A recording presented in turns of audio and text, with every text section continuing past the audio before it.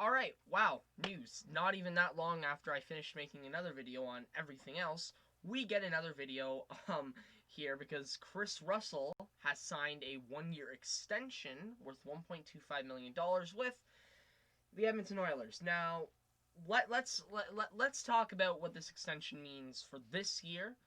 Then we'll talk about what the extension means for next year because I feel like both have separate meanings in a way. What this extension means for this year is that, as a matter of fact, Chris Russell will not be getting flipped. No trade clause, no move clause. You would have had to do a lot to get him to waive that, I think. It is a 15-team trade list, so you might have been able to find the right place for him, but really, you have to find one of the teams that he wants to be traded to has to be a team with cap space, and you have to be willing to give up an asset. It was not going to be easy to flip him, but, now we know for sure he's not being flipped, which also means that there are no more moves happening when it relates to the Edmonton Oilers. I mean, you look at the cap space they have this year, $732K left. Yeah, they can't really do anything, can they? They can't do anything. They thankfully have an actual team, other than Ethan Bear, of course. We don't have Ethan Bear signed yet, so hopefully that contract can be cheap. Not really anything else you can do to move out cap, unless you move Chiasson, which could be an idea. But it seems like this team's not going to add anything else. We're going to just be re-signing who we do. And like I just mentioned, Chiasson now becomes the number one trade option, in my opinion. 1 year left, 2.15, the most flippable deal, and you need to clear up cap space to get Ethan Bear back. So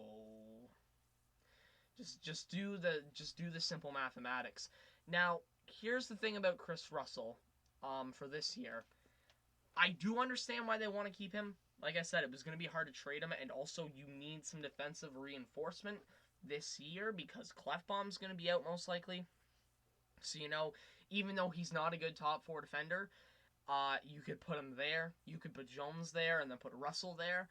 And when Klefbom's healthy, I think Russell can be a really good platoon guy because I personally believe that the Oilers' defense is going to you're obviously going to have your top four.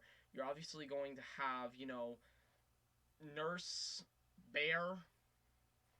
You're probably going to have, Klefbom and Larson like normal. I think Tyson Barrie is going to be a everyday player. You've got Chris Russell there as well. Now, depending on what you want to do with Barrie, I don't know whether they're going to want to move him up or whether they want to keep him on the bottom pair. I don't know what their plan is for that. I know I said top four or even top pair for Barrie. I'm now thinking about it. Maybe not, because he is really a power play specialist. So maybe for this year, we just see how it goes, at least at the beginning. You put him into a bottom pair role with Chris Russell, and you let him be a power play specialist. Maybe that's how you go about it. Just be the guy on the top power play unit and then let him go cash in somewhere else next year. Maybe that's the plan. So maybe now that's going to be the defense once Klefbom gets back. And, there's other routes they could go with it as well, because you have to remember, they also have Caleb Jones there, which is going to be a shame we're not going to be able to see him play this year a lot, because Russell looks like he's going to be the mainly third pair guy. That being said, if the schedule is going to be as psychopathic as it seems like it's going to be with all these games just kind of jammed together, there will be time for Caleb Jones to get in there. But for the most part, you're going to see Chris Russell be the guy. What does this mean for the actual extension? The actual year he's extended? This means he will not be protected for the expansion draft. Maybe he gets taken, maybe he doesn't. And then from there, who knows what the effect could be. But I think there's going to be a lot of chaos. Not even chaos. It is going to be interesting, though, to see everything that happens relating to this move. I feel it's a minor move at the end of the day, but at the same time, I feel like the implications for it are major. Like I said, though, this team has to clear cap somehow. How you do it, I don't know. Because when you look around, right, who are the guys on the team that are making a lot of money that do not deserve that money? Koskinen does not deserve 4.5, I don't think, but you can't really do anything about that. because you need to keep him. Like I said, Chaisson is a trade candidate in my opinion. 1 year left, 2.1215. Um, I know there's a few teams that would bite on that. You know, I think there'd be a couple teams you could get to maybe bite on that contract. I don't think it's too outrageous to think that a team might, maybe the Senators do. Maybe the Senators bite on it again. And if you can't trade Chaisson, another thing I'm looking at here, James Neal, his contract, right? There are no clauses in that contract. There are no clauses in there saying this guy can't get sent down to the minors.